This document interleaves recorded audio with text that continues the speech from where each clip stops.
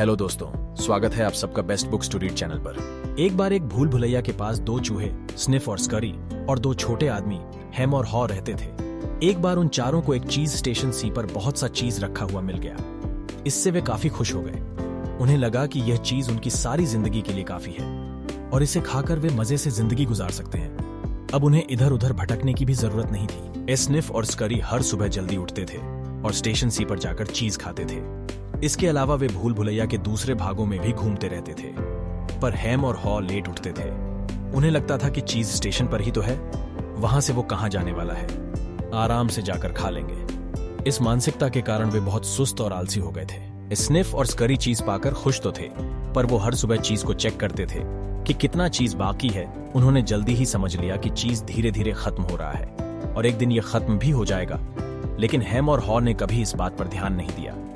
उन्हें लगा चीज बहुत ज्यादा है और कभी खत्म नहीं होगा। एक दिन स्निफ और स्करी चीज स्टेशन सी पर पहुंचे तो देखा कि वहां कोई चीज नहीं था। लेकिन इससे वे ज्यादा हैरान नहीं हुए, क्योंकि वो इसके लिए तैयार थे।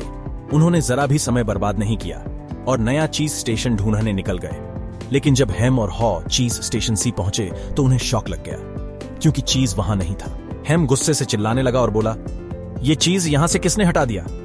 दोनों काफी परेशान हो गए। फिर हेम बोला, स्निफ और स्करी भी यहां नहीं है, शायद वे कहीं और चीज ढूंढने निकल गए हैं। मुझे लगता है हमें भी चीज सर्च करने के लिए चलना चाहिए। इस पर हॉ बोला, नहीं, वे सिर्फ चूहे हैं, वो बेवकूफ हैं। उफ, हम इंसान हैं और उनसे कहीं ज्यादा इंटेलिजेंट हैं। हम अपने दिमाग का इस्तेमाल करके हर चीज पहले की तरह कर देंगे। उधर दूसरी ओर स्निफ और स्करी हर दिन नया चीज खोजने में लगे हुए थे। वे हर दिन नए नए रास्तों पर निकल जाते थे और मेहनत करते रहते थे। आखिर एक दिन उन्हें एक नया चीज स्टेशन एन मिल गया। इससे स्निफ और स्करी बहुत खुश हुए और फिर से हंसी खुशी से जीवन बिताने लगे। उधर हेम और हॉ अभी भी चीज के गायब हो जाने का रोना रो रहे थे। तभी हॉ ने कहा कि उनको भी भूल भुलैया के अंदर जाकर चीज फाइंड करना चाहिए। इस पर हेम ने कहा कि यह बहुत रिस्की होगा, भूल भुलैया खतरों से भरा हुआ हो सकता है। उन्हें यहाँ का कंफर्ट छोड़कर कहीं नहीं जाना चाहिए। यहाँ वे आराम से तो हैं। अगर वे भूल भुलैया में जाकर खो गए तो, और अगर अंदर चीज नहीं हुआ तो क्या होगा? इस तरह वह नेगेटिव बातें करता रहा और थोड़ी देर बाद हेम और हॉ खाली पेट घर चले गए। ऐसे ही वे दोनों हर दिन वहां जाते और यही सोचते कि शायद आज चीज वापस आ गया होगा। एक दिन हॉ कहता है कि हम हर दिन एक ही काम कर रहे हैं लेकिन रिजल्ट नया चाहते हैं। ये तो मूर्खता है। वो कहता है कि अब उन्हें भूल भुलैया में जाना चाहिए, लेकिन हेम उससे काफी बहस करता है और नए चीज की खोज में जाने से मना कर देता है। अंत में हॉ अकेले ही चीज की खोज में भूल भुलैया के अंदर चला जाता है। हियाओ को शुरू में भूल भुलैया के रास्तों से डर लगता है, लेकिन फिर भी वो धीरे धीरे आगे बढ़ता रहता है। धीरे धीरे उसने महसूस किया कि भूल भुलैया के रास्ते इतने भी खतरनाक नहीं हैं जितना वो पहले सोच रहा था। अब उसका डर धीरे धीरे निकलने लगा।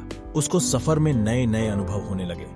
अब उसके मन का सारा डर निकल गया और वो हर नए रास्ते पर बिना किसी डर से जा रहा था। एक दिन उसे एक नया चीज स्टेशन ई मिलता है, लेकिन अंदर जाकर देखता है कि वहां बहुत कम ही चीज है।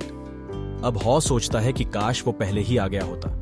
वो भर पेट चीज खाया और कुछ चीज लेकर वापस हेम के पास जाता है। हॉ उसे चीज देता है और कहता है कि अंदर और चीज मिल सकती है, लेकिन हेम कहता है कि उसे नई चीज नहीं चाहिए, यहाँ फिर से चीज आ जाएगी।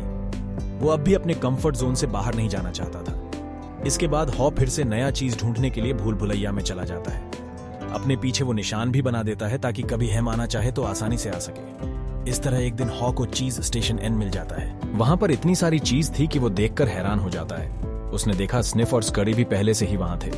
अब हॉ भी वहां रहने लगता है, लेकिन अब वो पहले की तरह कंफर्ट जोन नहीं बनाता, बल्कि हर दिन चीज को एनालाइज करता रहता है कि चीज खराब या कम तो नहीं हो रहा। इसके अलावा वो आसपास की दूसरी जगहों पर भी घूमता रहता था ताकि वक्त आने पर उसे रास्ता जल्दी मिल जाए। अब हॉ अपना जीवन खुशी से बिता रहा था। उसे दुख सिर्फ इस बात का था कि हेम वहां नहीं था। स्निफ और स्करी सिर्फ चूहे थे। वे इंसानों से इंटेलिजेंट नहीं थे, लेकिन उन्होंने बदलाव के अनुरूप खुद को अडेप्ट कर लिया, इसलिए वे अच्छे से सरवाइव कर पाए। इसी तरह हमें भी बदलाव के लिए तैयार रहना चाहिए ताकि हम भी इस कंपटीशन के दौर में सरवाइव कर सकें। अगर वीडियो पसंद आई हो तो वीडियो को लाइक और शेयर जरूर करें और चैनल को और फेसबुक पेज को फॉलो और सब्सक्राइब करना न भूलें।